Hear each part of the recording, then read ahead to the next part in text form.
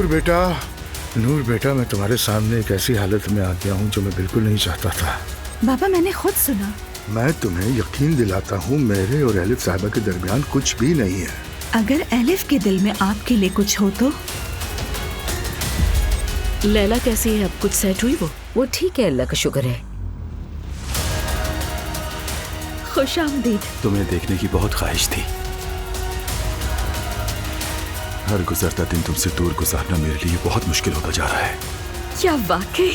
मैं मजीद दूर नहीं रह सकता तुमसे। कर लेते हैं निकाह।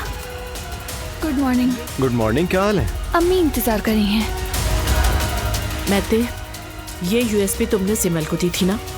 जी मैंने दी थी। किसकी है ये?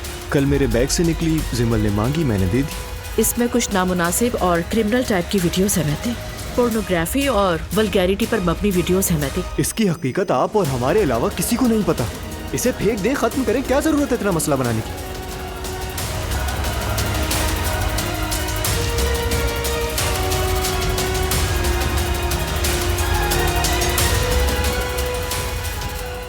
मैं ये जुल्म उन लड़कियों के साथ नहीं कर सकती।